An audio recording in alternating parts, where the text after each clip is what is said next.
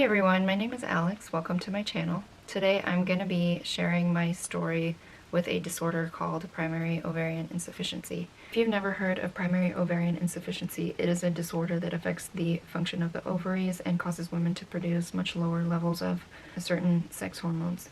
Sometimes it includes the complete cessation of the function of the ovaries before the age of 40. It's usually diagnosed by a blood test that includes AMH, FSH, estradiol, and later on in the cycle, progesterone. Usually with primary ovarian insufficiency, you have low estradiol, you have elevated high FSH, you have a low AMH, and you have generally sometimes you have low progesterone as well.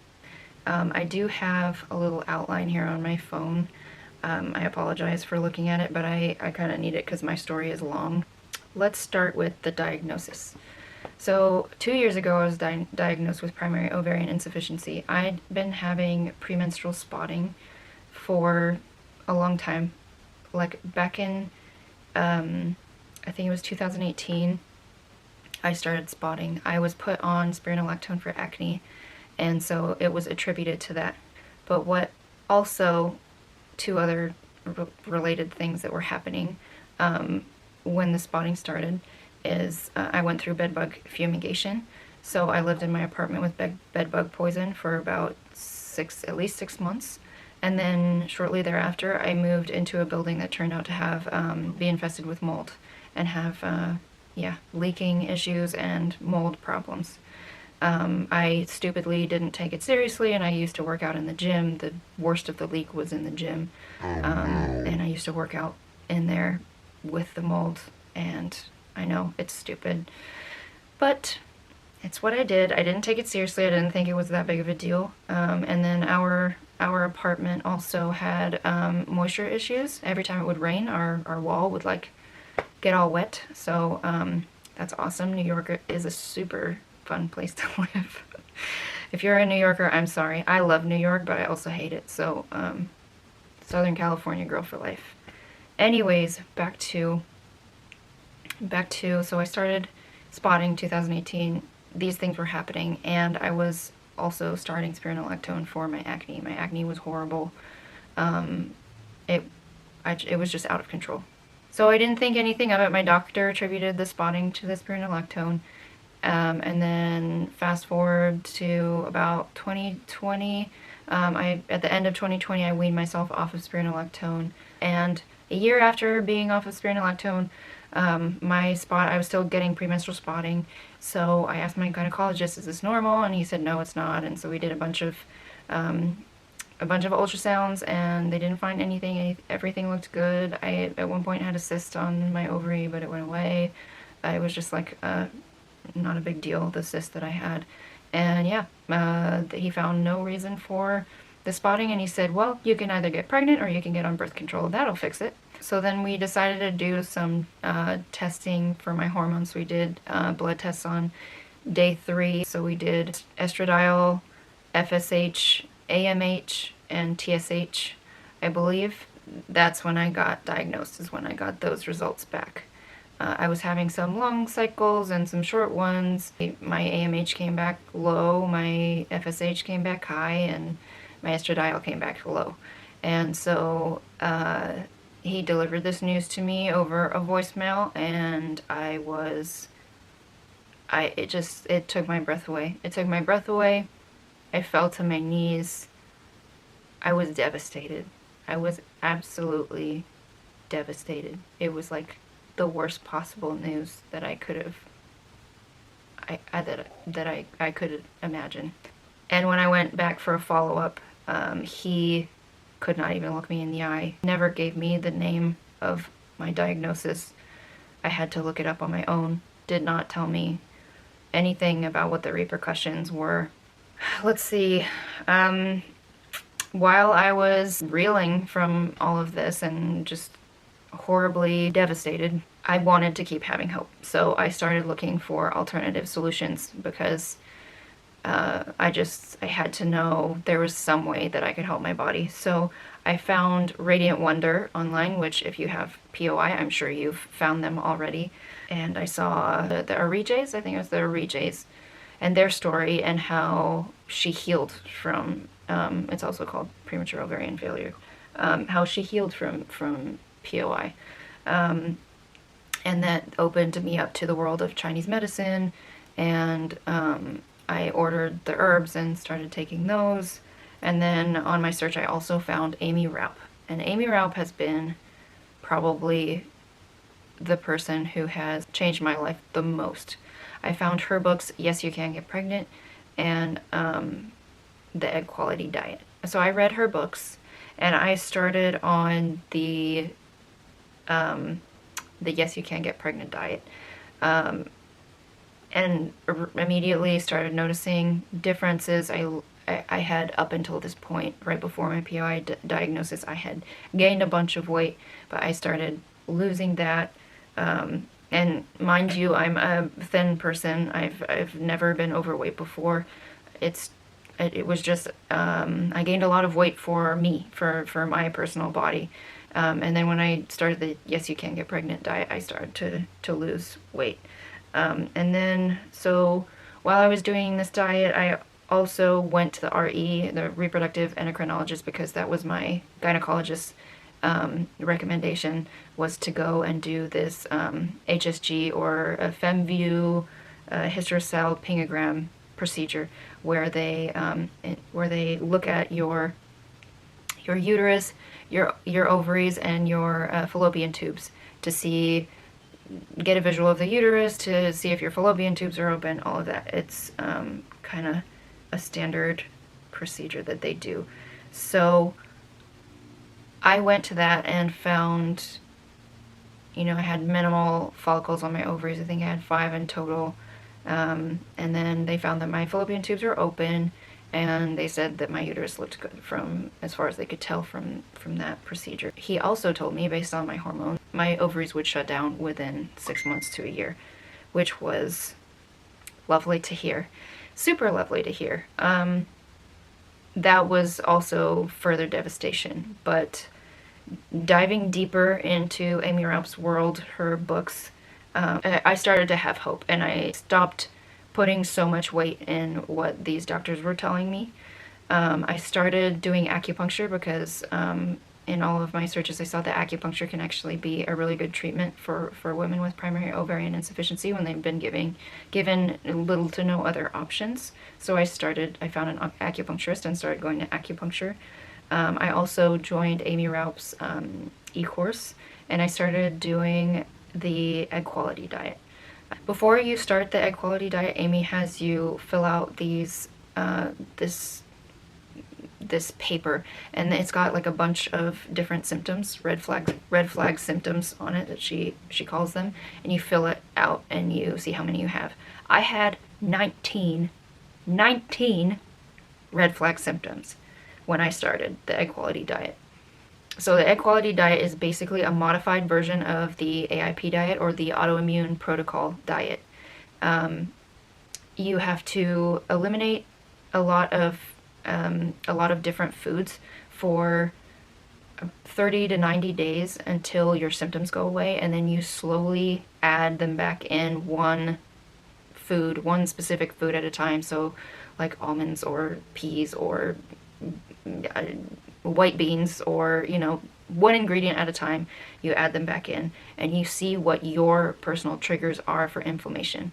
So I went from 19 red flag symptoms to 4 in the elimination phase of AIP / the egg quality diet. And that was just incredible. I felt the best I have ever felt in my entire life. Including childhood. As a kid, I suffered with gut health. I suffered from a lot of things. POI does not just come out of nowhere. I struggled with gut health my whole life. So anyway, I got so much better doing the egg quality diet / AIP. So I also joined Amy's e-course, And doing that, you get a community of other women who are going through reproductive issues. I happened to meet in the group other women who had healed from POI. So that further opened my eyes up to maybe this isn't cut and dry, this is an incurable disorder that there's nothing we can do about it. Because that's not actually the case. You can improve your ovarian function with diet and lifestyle. Everybody's different. Everybody arrived at this diagnosis in a different way. It's a symptom of a deeper problem that is going on with your health. Your body is unable to prioritize reproduction because it's too busy dealing with other things. Amy recently did a video on postnatal oogenesis. So she gathered together a bunch of papers, different research studies that have found stem cells in ovaries, or the ability to produce new follicles, new eggs after birth. The current accepted dogma is that women are born with all the eggs they will ever have, and there is no making new ones. So that's why POI has always been viewed as a disorder that is incurable, because they see it as we have a finite number of eggs, and once you've run out of them, you've run out of them, and that's it. But there are 80 research papers that shows that we have stem cells in our ovaries, and that those have the potential to become new eggs. Do they always? No. If you don't get to the root of why you have POI in the first place, then... But there are 80 research studies that found these ovarian stem cells, and there were 10 that could not find them. And one of these studies was done on women who were undergoing treatment for cancer, and they were found to have more follicles in their ovaries than when they began the treatment. And so it was kind of an accidental finding. I will link this video in the description, as well as that particular study that I'm talking about. So just know, it's not, if you've been diagnosed with this, it's not necessarily incurable. It could be, but it also could not be. There are a lot of case studies on PubMed, I'll include a couple, of women coming out of premature ovarian failure, primary ovarian insufficiency, and having spontaneous pregnancy. So don't lose all hope. I was on the diet for about a year until I went to go and get my hormones retested. Went to a new gynecologist, a woman this time, thank goodness. We retested my FSH, my estradiol, and TSH and prolactin, and then my free T3, I believe. And my estradiol came back at a 362. My FSH came back at a 4. And my TSH was in normal range, it was like a 1.7, and my prolactin was slightly elevated. I think that was a fluke though, because we repeated the prolactin while I was fasting. My prolactin came back normal. So she was very confused, because she said, well, these hormone levels are not consistent with primary ovarian insufficiency. But since we didn't repeat your AMH level, because I didn't want to, because that was the one that was like terrifying me, and I was so traumatized by this whole situation, I just never want to know what my AMH is ever again. So I told her, I'm not doing that one, but you can do FSH and estradiol and all the other ones.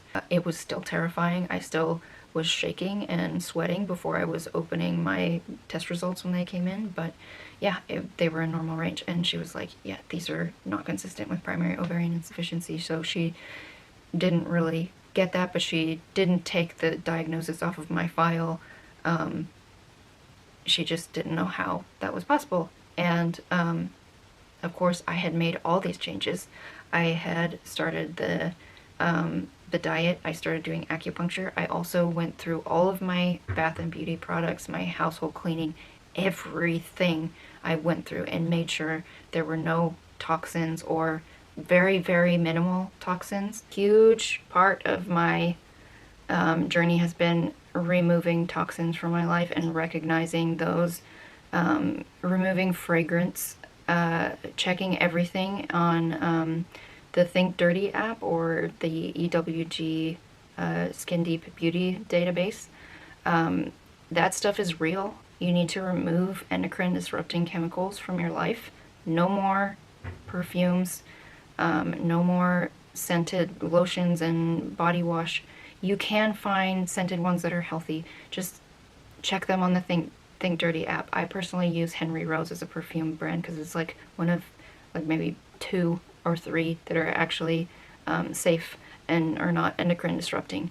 Even if the brand says it's clean, don't take it at face value. You need to make sure that it is actually clean, because Sephora, Ulta, they still give certain products that have dangerous endocrine disrupting chemicals in them. They still afford them this clean label. So you need to actually check it against an EWG database or Think Dirty. That's what I do. That has been a huge part of the lifestyle and diet changes that I have made that have allowed me to continue having a regular period over the past 2 years when doctors were telling me my ovaries would shut down in 6 to 12 months.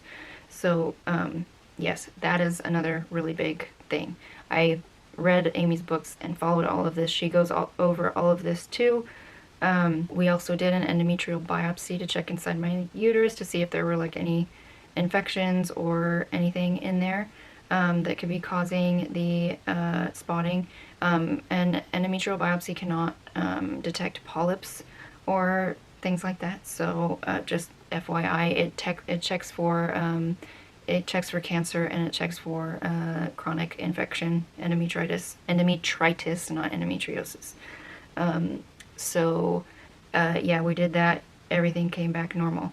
The spotting just still wasn't going away, and so I started seeing a functional medicine doctor, and I ended up getting a GI map done. So the GI map is a super in-depth test that looks at everything in your gut microbiome, from infections, parasites, worms, the specific strains of bacteria that you have, if you have certain beneficial ones, if you have an overgrowth of bad ones. It looks at your intestinal health markers, how well you're digesting your protein and your fat. It's very, very, very detailed and in-depth, and something that you are not going to be able to get through your regular primary doctor. This is not something that's covered by insurance. It's an expensive test, but it is worth doing, because the ones they do at your doctor, getting an endoscopy or colonoscopy, it just doesn't give you the kind of information that you get from a test like this. So I did one of those, and lo and behold, of course, there were issues. Again, you don't get primary ovarian insufficiency in a vacuum. A perfectly healthy person does not end up with this. So I had H. pylori infection, as well as an overgrowth of several different strains of bacteria, pathogenic bacteria. I had a complete lack of Akkermansia, and low on some of the good ones. Akkermansia is a strain of probiotics that they found to be protective against certain metabolic diseases. And there was also some overgrowth of certain bacteria strains that are higher in people with autoimmunity. So all of that was going on. So we began a protocol to treat H. pylori. We did the Designs for Health Gastromend HP, which has the main ingredient is mastic gum. So we did that, and we did this tea called Matula tea. So we did that, and so that we're assuming took care of the H. pylori.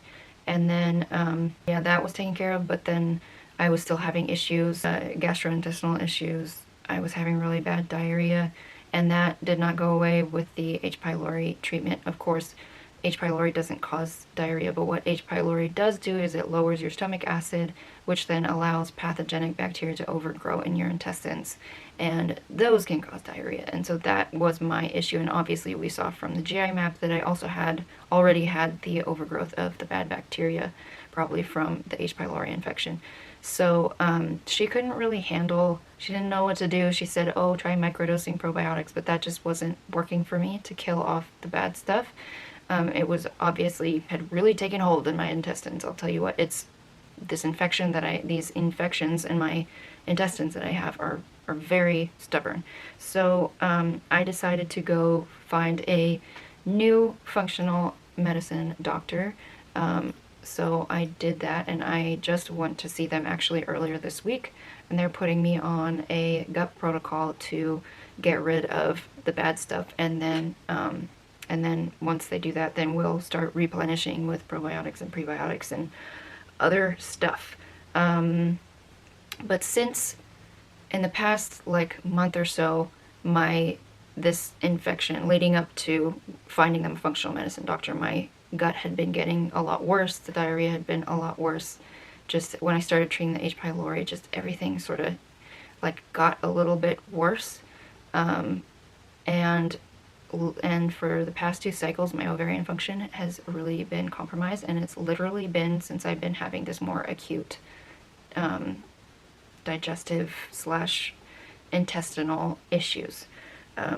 Because generally, like, I swear, it's like clockwork since I've made all of these dietary and lifestyle changes. My ovaries are like clockwork.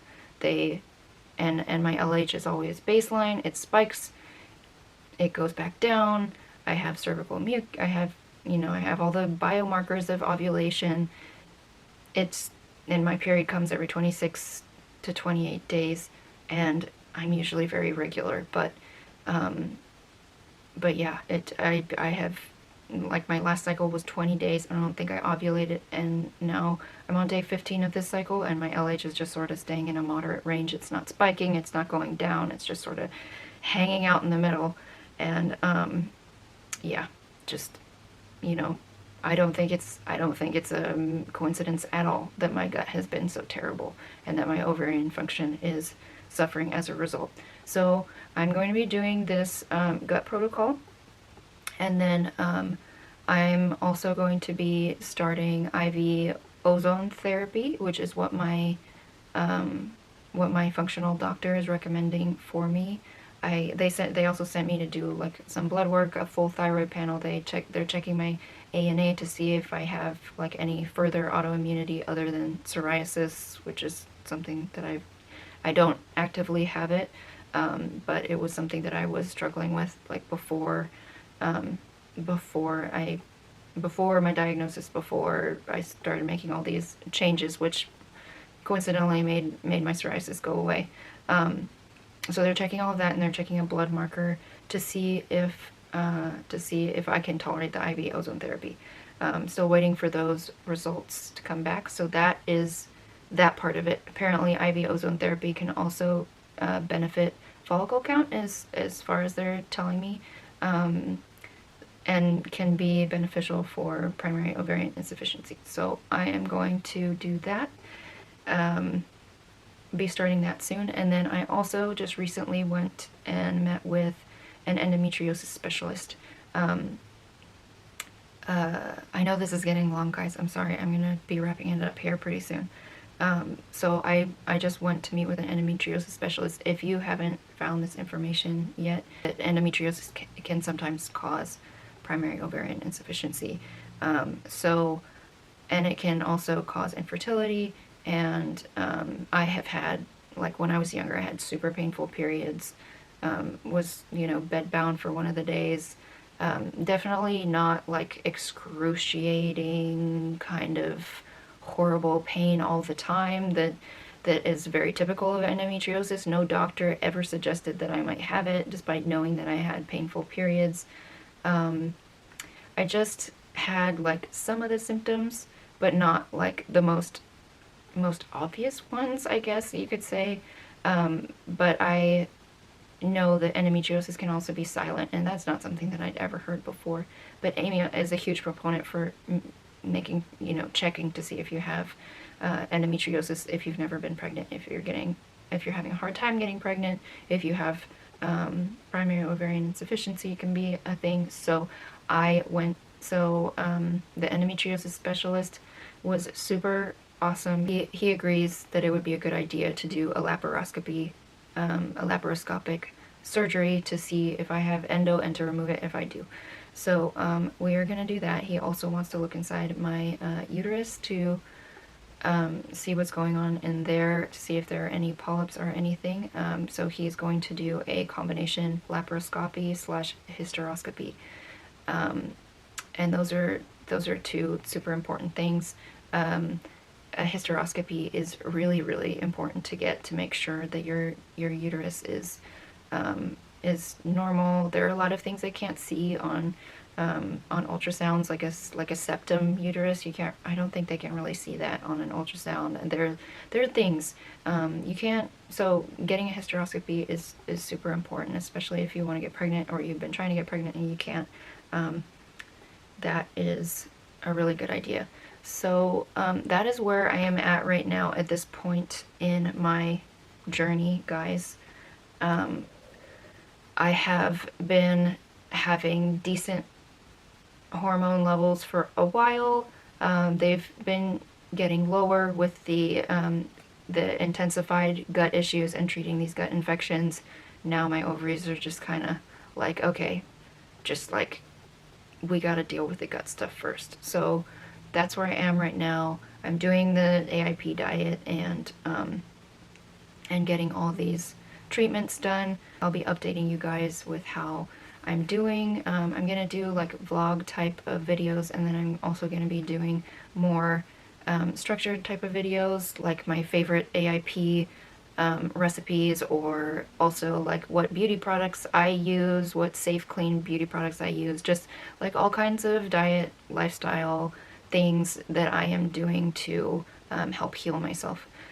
So if you are interested in following along, just go ahead and subscribe, and if you wouldn't mind giving this video, like, if you found it was helpful and hopeful, oh, Freudian slip. If you found this video helpful, I would really appreciate the like, and I will see you guys in the next one. Bye, guys.